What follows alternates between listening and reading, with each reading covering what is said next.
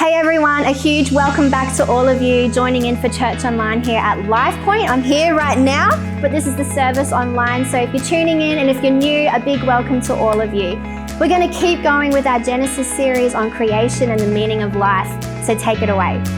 I'm starting a new series. I'm actually really excited about this. I've been wanting to do this for a long time. We're going back to the very beginning.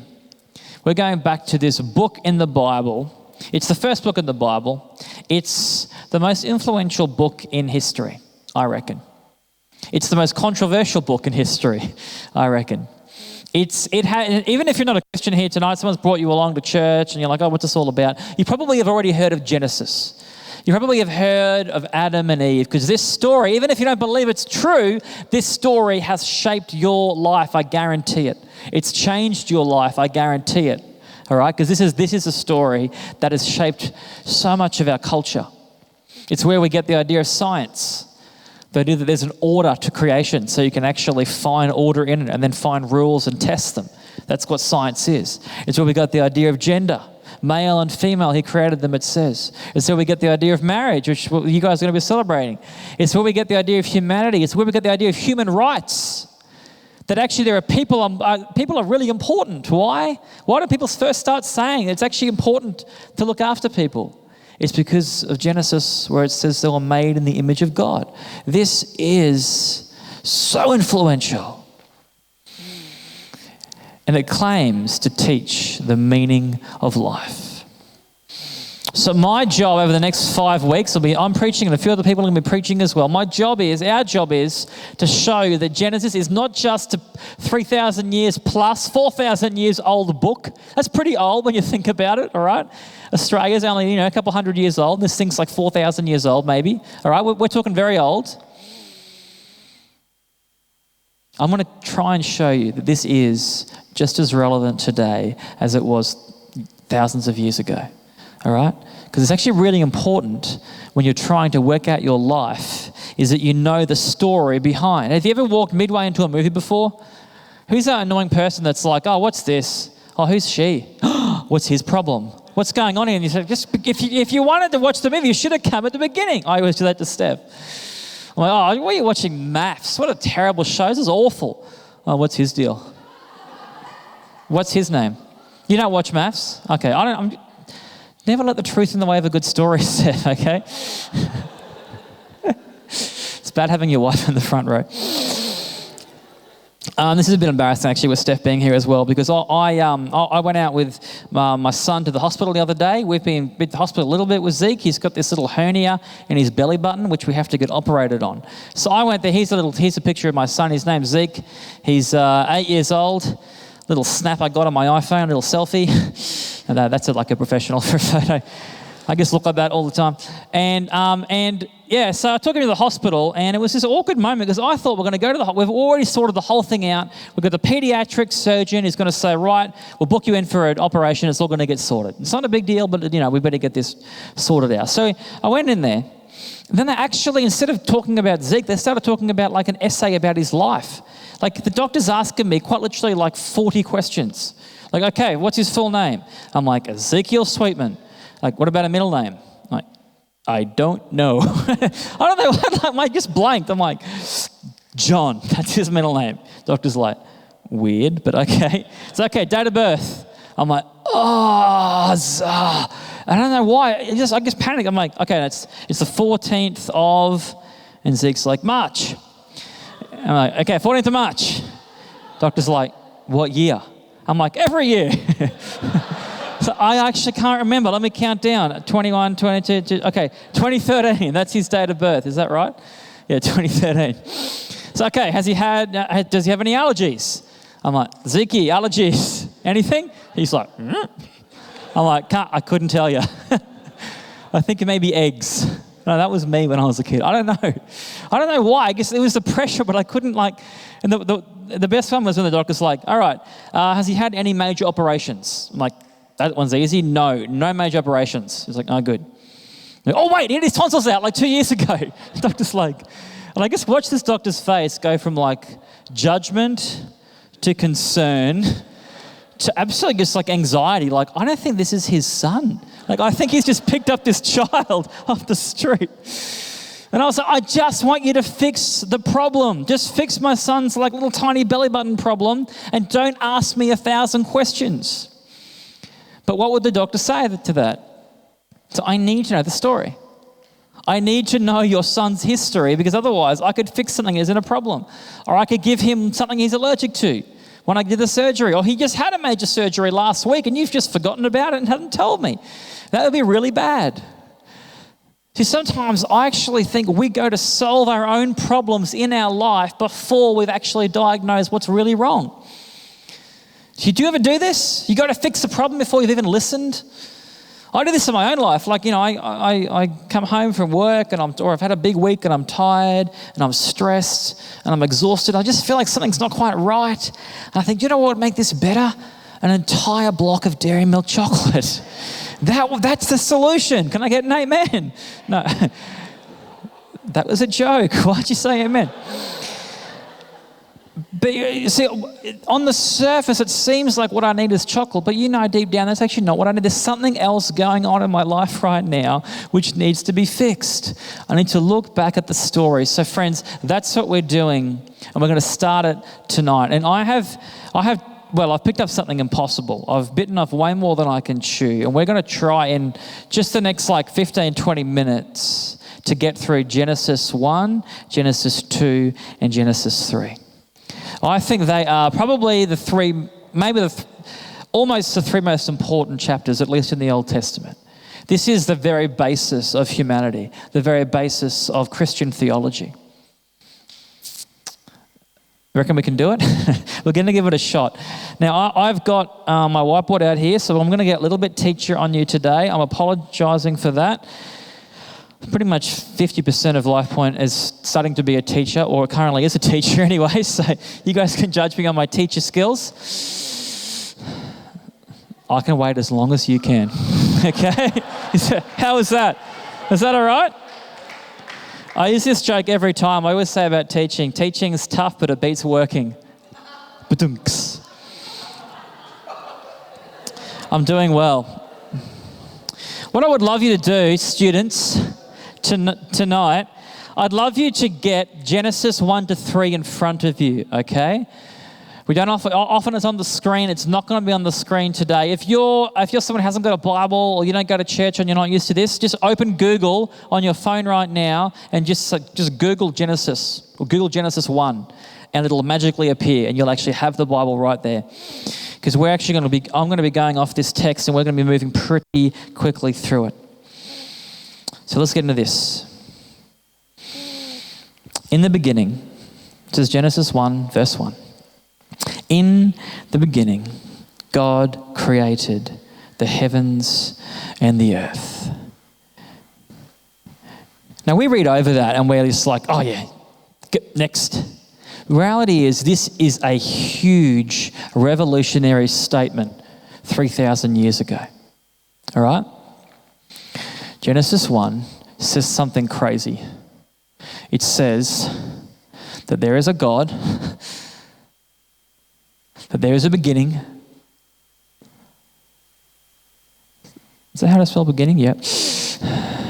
There is a God, there is a beginning, and He is a creator. He actually created it. See, there are so many other ways of looking at the world at the time. Genesis was actually written, I reckon it was written in response to so many other different pagan ideas of how we came to being. 3,000 years ago, people had all these big tales, these epics about how the world came to be. And one of the stories is there was a big war and the gods were all fighting, and then one of the gods died and they got the god's corpse and they actually made the earth from the god's corpse. That would give you a certain idea of how important your life would be if you were like, I am a god's corpse, wouldn't it? That'd be a different idea. And another story is the gods, and they were just getting so sick of humans, so they just tried to wipe them all out, and a few survived. Another story is the gods were just lazy, and the gods of the time, they were just like, you know what, we need someone to do our dirty work. We need this little being this worthless being to do all the terrible jobs we don't like doing. That would tell you something about yourself if you believe that. Hey, the gods don't like me, and my job is to do all the tough stuff that they don't like to do.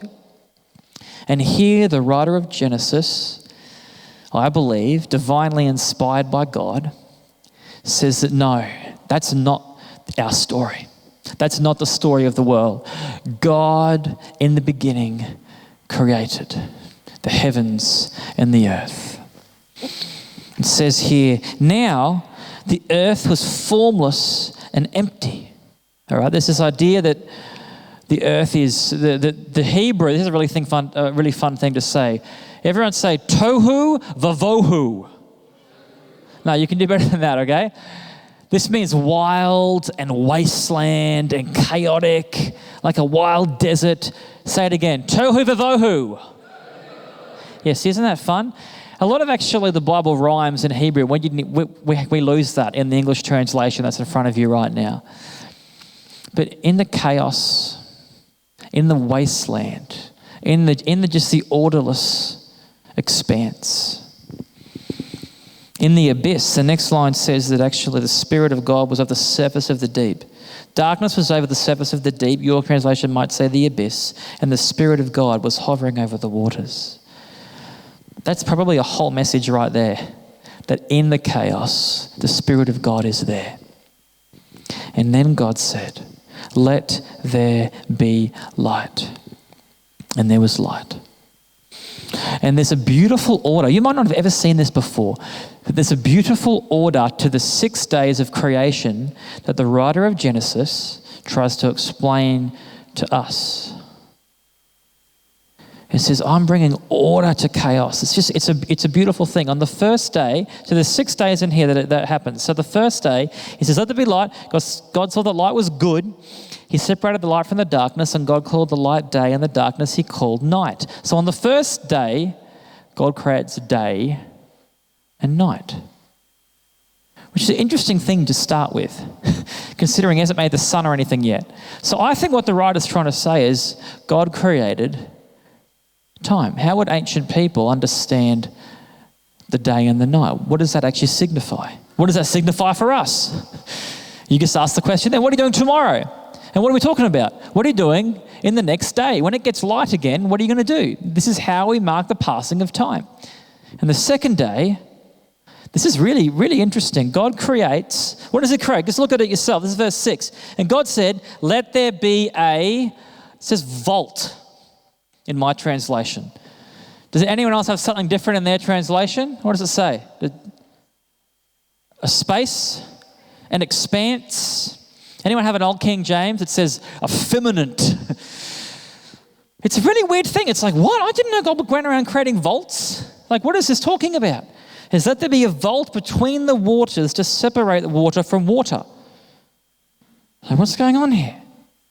See, this is how ancient people saw our world, all right? They didn't have telescopes or anything like that. They just saw blue up there, so they assumed that's water up there, because, that's a pretty safe thing to assume. That's where the water comes from when rain comes down, and I can see a blue ocean. There's water down here, all right? And so what God does is, you've ever heard this biblical story before. God parts the sea, he separates the sea, and creates a space in the middle. So on the second day, God creates space. A space for his creation. He's created time, he's created space. On the third day, what does he do? It says, let the water under the sky be gathered to one place and let dry ground appear. So he creates land. It says here on the third day he creates land. But then not just land, keep reading. It actually says he creates trees bearing fruit. What about all the other trees? What about seaweed? How come that doesn't get a mention? It's because he's trying to say he's creating a home. What's so significant about fruit trees? We can eat them. He creates land and he creates fruit trees. See what he's doing? See what the writer of Genesis is showing us? God has created time. There's an order to it that God knows about. He's created a space for us to live in and he's created a home. And then what does God do? So God creates these places That anyone could just look around and see. You don't need to be a scientist to work out there are all these places. And then he creates in each one of them, in the right ordered order, inhabitants, which I can spell. Okay, so on day 4, what does he make? Have a look at your words right here. We'll look at the text. God said on the 4th day, let there be lights in the vault of the sky to separate the day from the night, and let them serve as signs to mark sacred times and days and years. All right? It says he calls them sun, moon, and stars. I'm just going to call them cosmic beings. They're not actually beings. We know what they are. Okay? So sun, moon, stars. And what do these sun, moon, and stars help us show us? Time. And then the next day, the 5th day, he creates someone for this space. Now remember, what was this space? This space was the sky and the sea. 2 places that ancient people saw as, well, you can't live up there and you can't live out there. They're unlivable places. But something does live in there. So on day 5, he creates birds and fish, if you're from New Zealand, and fish. Now, we know, when I say fish, we know that means anything in the ocean, okay? Someone's going to send me an email. Actually, look, whales aren't fish, Dan. Did you know that? No. Basically, he wasn't worried about that. He wasn't worried about that level of detail. He's trying to say things that are in the sky, things that are in the water. And then on the 6th day, can you see how this is matching up? He creates land creatures. Land animals, okay? You can read it there. But there's one particular land animal that's special, all right? They're probably sitting next to you. Check out next to you. There's a land animal sitting next to you, all right? There's one particular land animal that he says is special that says here, God created mankind in his own image. In the image of God, he created them, male and female, he created them, all right? So there's one particular land animal that he actually puts, it says, his image upon. He creates them in his image.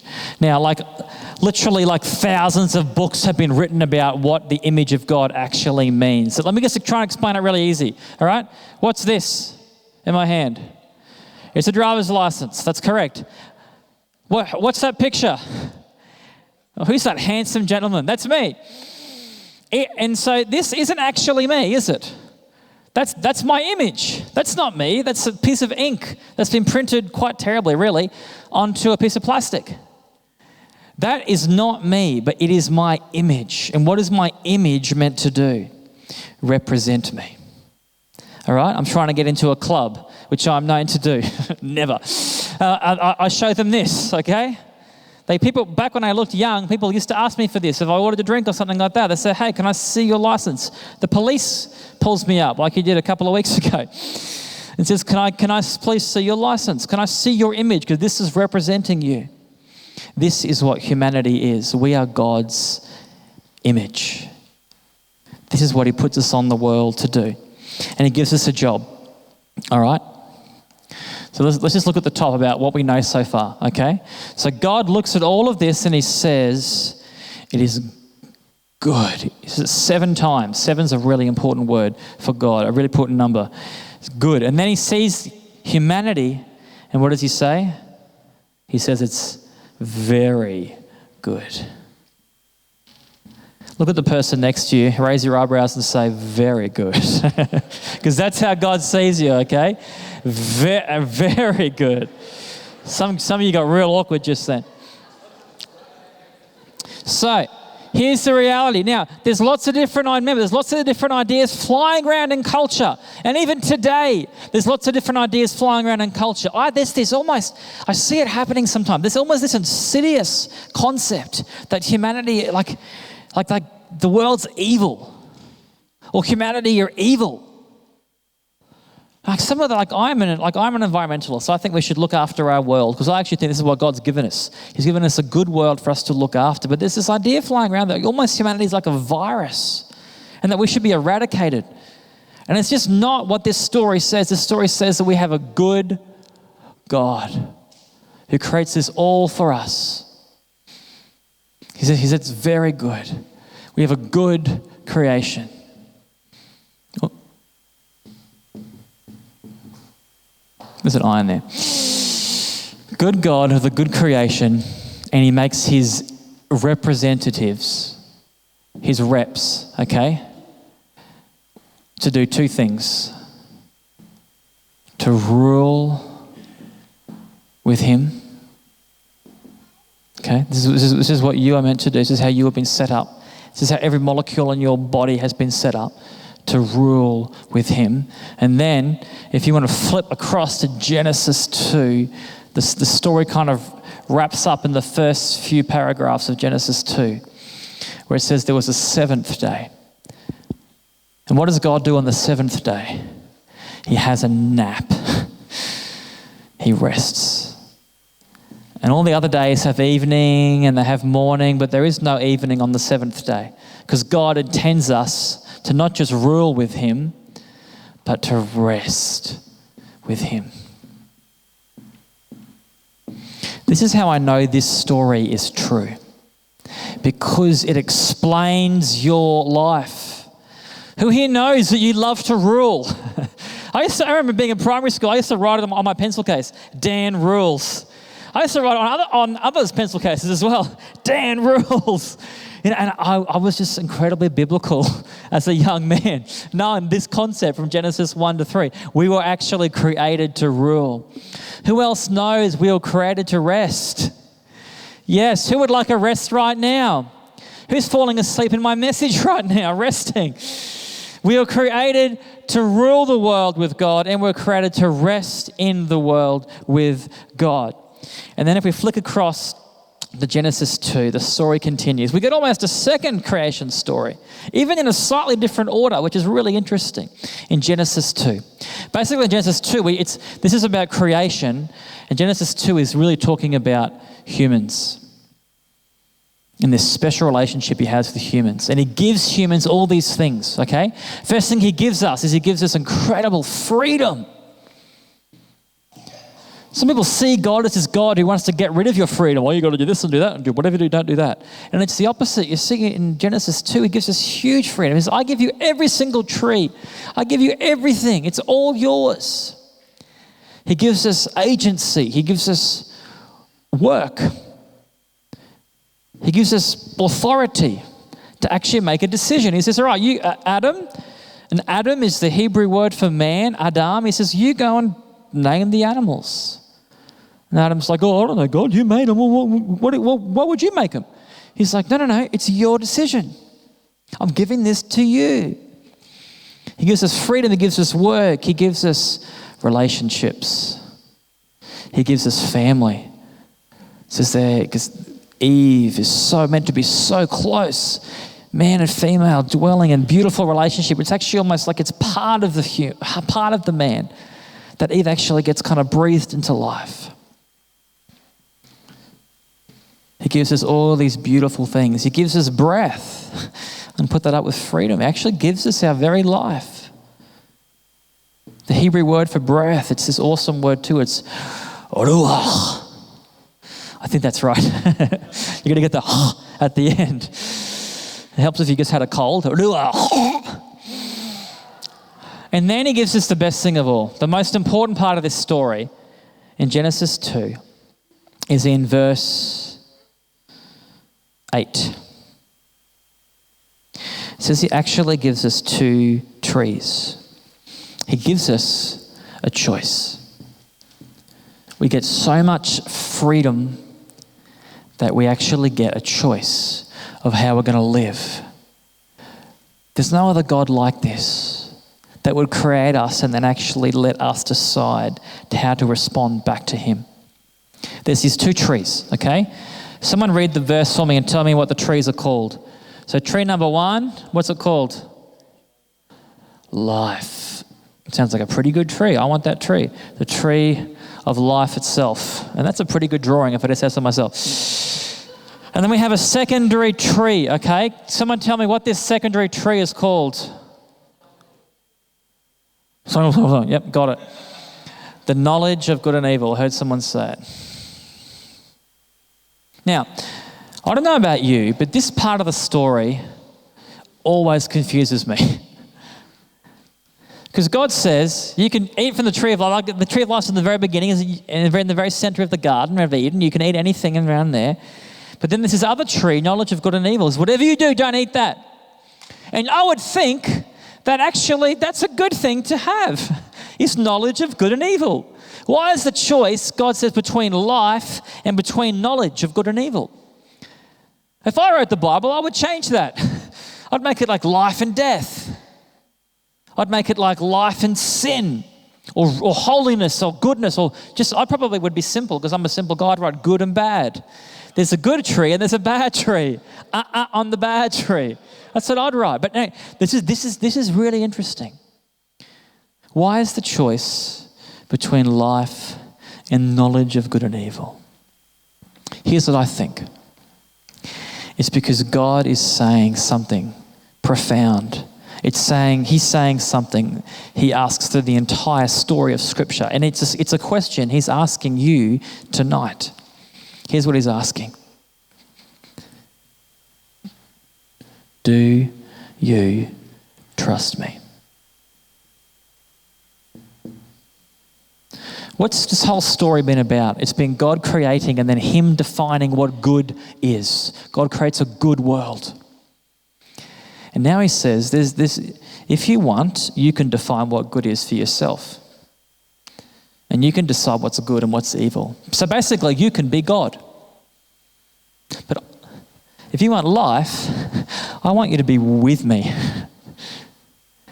There's two choices in the world. This is what Genesis is saying. Here's your two choices. You can be with God, or you can try and be God. Which will you choose? Do you want to be with God, or do you want to try and be God? Do you trust me? Do you trust me to define what's good for you and what's bad for you? That's what God is saying. It's up to you. It's beautiful. He gives us that choice because that's what love is. If someone put a gun to Steph's head and said, you better go marry Steph, you better go marry Dan, she'd be like, that's not love, is it?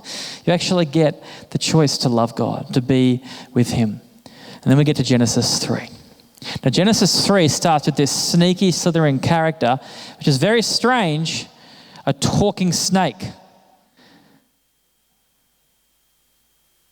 Ladies and gentlemen, my talking snake. Pretty darn good. I might just pause for a second on the talking snake. And this talking snake asks the exact same question that God is asking, do you trust me? Except the talking snake asks this, can you trust God? And the snake represents rebellion.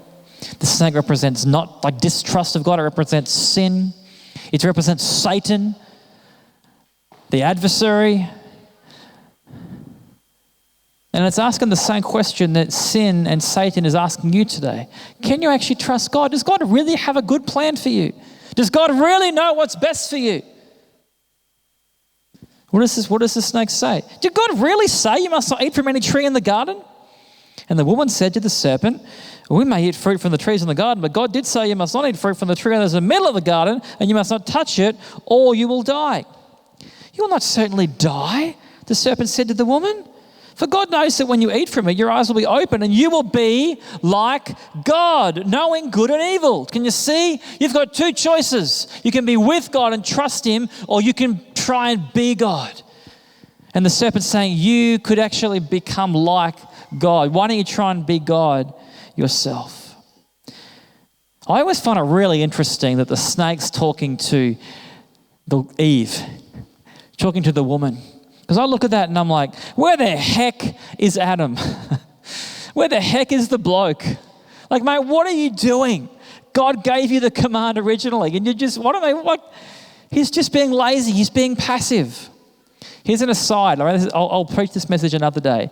Blokes, your passivity will destroy the world and will destroy your world. That is not who we were created to be. All right, I'll get down off my soapbox and keep going here. Can you trust God? And it says here, the woman saw that the fruit was good. Every other time, God gets to say what's good. But now the woman says, I can see that the fruit is good. It's the first time a human said, I know what's good for me, God. You don't know. I'm going to decide. I'm going to take my life into my own hands. And then the story gets really sad. They realize they're naked. It's full of shame and brokenness and blame. They're blaming each other. They're blaming God. They're blaming the talking snake. They're having a freak out. They're hiding.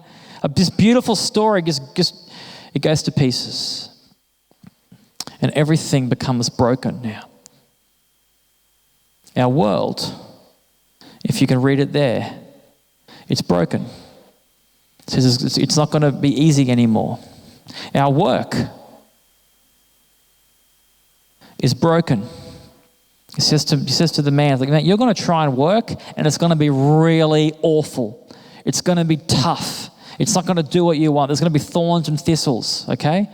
Next time you're at your job and it's not going well, just go, thorns and thistles, all right? Because that's actually the curse that has been put on us. It says to females, it's like, you know what? Even, like, when you have a baby, it's going to really hurt. That's what it says. It's going to be awful. And even our relationships, so our connection to one another is now broken too. Because they're blaming each other. They're accusing one another. There's this line in Genesis 3 where God says, to the woman, it says, your desire is going to be for your husband. And some translations say, your desire is going to be to control your husband, but he will rule over you. Both are awful. There's this idea of like manipulation and violence and disconnection and shame that's dripped into and seeped into our connection. The world is broken. Instead of living in harmony with creation, we're now going to abuse creation and it's going to abuse us. Our work is broken. Our connection is broken. And most importantly, our being with God is broken. They're now hiding. They're now not home. God creates this beautiful home for them called the Garden of Eden. And they're gone. It's all broken. Have you experienced this in your life? Is this story true for you? Maybe you've tried to run your own life. You've tried to control things. Maybe you've made some decisions and maybe you didn't feel like you've done anything wrong and you just find every step you take there seems to be something wrong. Or you seem to be longing for a place that doesn't seem to exist. You seem to be longing for the Garden of Eden, which doesn't seem to be around anymore. So now we try and rule with him, but we're not with him. So humans just try and rule ourselves. And how are we going? We make a bit of a mess of it, don't we? And sometimes we're made in the image of God still. There's glimpses of good stuff in humanity. There's some good things that humanity have done, but there's so much chaos and disorder and brokenness. And we try and rest, but we're not resting with him.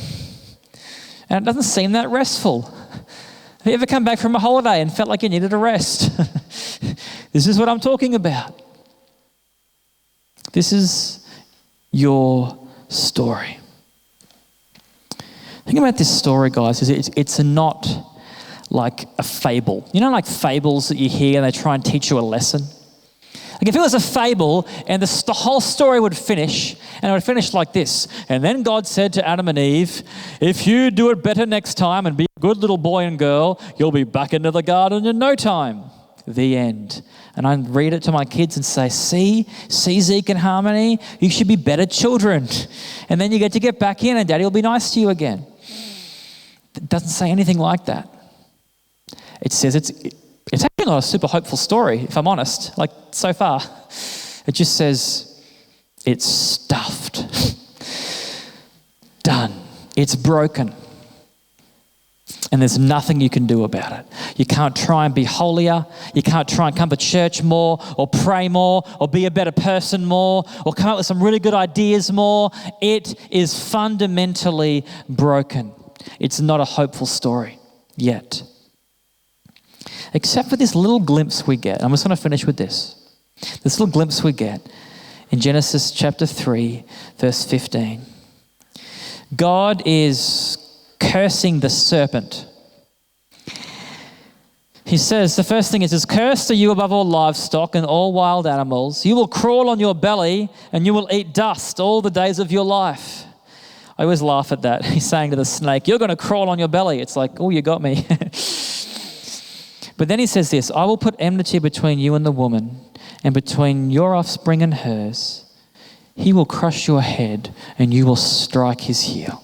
And it's a promise of victory. Just a glimpse, like a tiny glimpse, saying that there's going to be a seed of Eve, there's going to be an offspring of Eve. One day a descendant of Eve will come and he will crush the serpent's head. He will crush sin, he will crush death, he will crush rebellion, and he will make everything right again. And in doing so, he will get struck himself. Who do you think it's talking about? See, 2,000 years later, Jesus would come, a descendant of Eve. The Gospels make very clear Jesus was actually a descendant of Eve, and he says the same question and the same answer that God was asking in Genesis 1, 2, and 3. Jesus comes as the true representative, the true image, and he lives the life that we couldn't live. He lives how Adam, he's the true Adam. He lives like Adam was meant to be. He represents all of us. And in doing so, he goes to the cross and he takes on all of our brokenness, all of our mess, all of our stuffing up, all of our disconnection, and it falls upon him and he wears the curse. And then he crushes the curse. And he makes it better again. And he rises up. And he says to the curse, I've had this plan from the very beginning. You got nothing on me, and you got nothing on my people. And then he asks a question. He says, do you trust me? He puts it pretty seriously in John 14:1. He just says, trust me. If you couldn't trust me back then, trust me now. And watch me put you back into the garden. Watch me restore and redeem your life. Slowly but surely, the promise of God is that he will restore your life. He will fix your connection. And he'll put you back together again. That's your story. That's my story. And it's a true story. I do this thing with my kids. I don't think it's good parenting, but I do it where I say, hey kids, who wants an ice block? And they say, yeah. I say, great. After you've cleaned your room, you can have an ice block. It's like a 1-2 punch. It's like, yay, ooh, but you've got to do this thing first. I say to them all the time, guys, if you can just get yourself together, if you could clean up your room, then you get something good, then you get an ice block. And I am just so grateful that we have a God who doesn't say that. Did you know that God doesn't say to you, can you just get yourself together?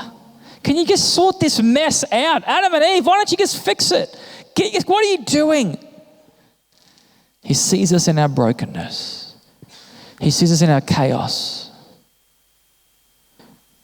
He didn't create us like that. He created us good. He created something beautiful.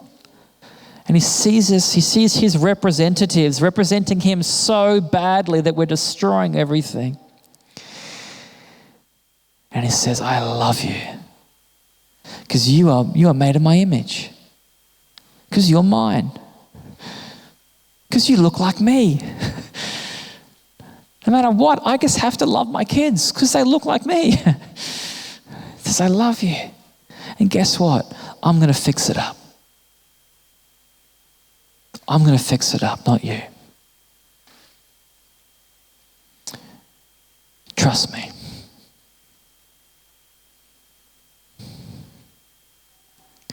Maybe tonight, God's asking you the same question.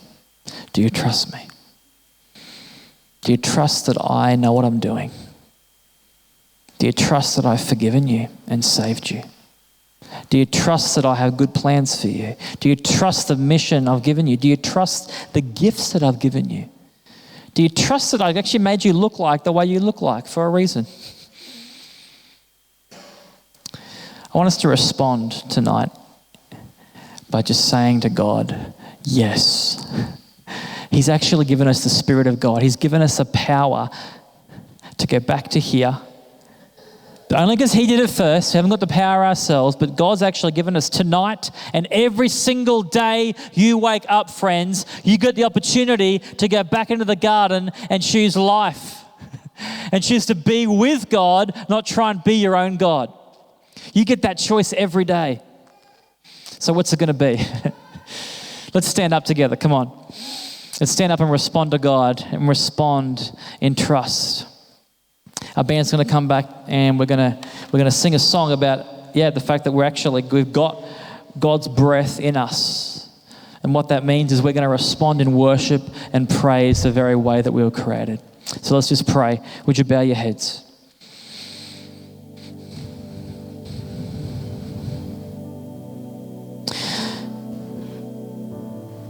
God, I thank you that you're the God of second chances. I thank you, the God of 4,000th chances. Some of us here tonight, we relate to what Genesis 1 and 2 and 3 talk about. Maybe most Genesis 3. We can feel it in our bones. We can feel the chaos and the brokenness and the cycle of not being able to get ourselves right. But we feel something else as well. We feel like the fact that there is something beautiful. There is a desire for goodness in us. There's something wonderful and important in us. It's the very breath of God. So God, we just want to, as your people, God, we just want to come before you right now in this quiet moment on a long weekend in Rothwell. You've already foreseen this moment. You've gone before us. And you're just asking us again tonight, do you trust me? Will you let me be God?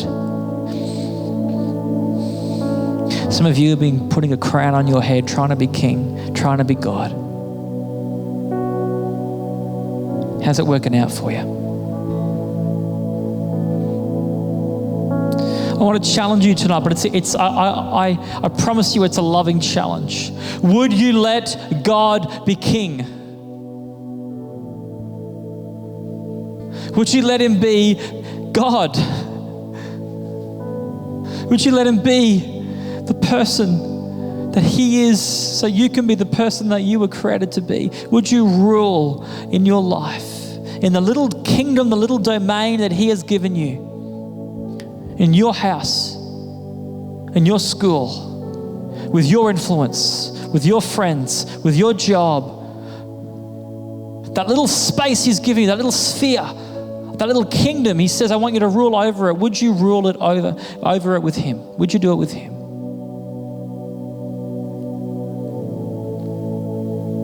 Do you trust me, he's saying. I just want to pray for another group of people. I want to speak to another group of people tonight that God's saying it's time. You just need to rest in me. You've been trying to prove yourself. You've been trying to work harder. Somewhere along the line, you've got distracted and you've got stuffed up, and now you're trying to fix it yourself. Trying to scurry around. If I just got a few more hours here and do a few more bits and pieces here, and if I just be a bit of a better person here, then I'll be able to get it back together again, and I'll be a good Christian, I'll be able to go back to church, and everything is going to be fine. And God is saying to you, guess what? You're trying to be God too. Your job is to have rest. Rest and let me fix you. Rest. Just rest. Say, oh, but just rest. But yeah, but what if just rest? Rest in the true story of Genesis, that a good God has made you, that a good God has put you together in a good way, and that looks at you and says you are very good. And he said it knowing what you're going to do, knowing what you're going to be like, knowing what's going to happen. He says, you're very good. And I promise, if you put your faith in me, if you trust me, I will make it good. I'll put you back together again, and you'll be with me in the garden forever. So Lord, I just pray, give us a glimpse tonight. We've just heard the very beginning of the story. Give us a glimpse tonight at the end of the story, when this heavenly garden and revelation comes down, and once again we're back with you, ruling fully as sons and daughters of the King. Speak to us. Don't let us leave this space. If there's something you want to say to us, you are the God who speaks, and you've put your breath in our lungs. So God, don't let us go until we've done business with you. Do you trust me?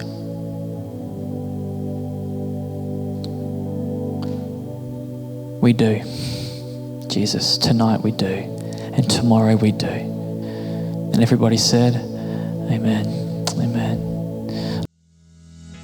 Awesome. Thanks so much for that great message. What an awesome topic for us to be covering as a church. It's important to go back to where it all began and understand creation and our great God. Please join us on Church Online again. Subscribe to this channel. That's important for you guys to stay up to date with what's coming up in future services and the programs and life of our church. Another way you can do this is jump online to our website, lifepoint.org.au. You can fill in a connect card, chuck your details on there, and then we can reach out to you guys and help you get involved and feel like a part of the family here at Lifepoint. Have a great week, everyone, and we'll see you next week.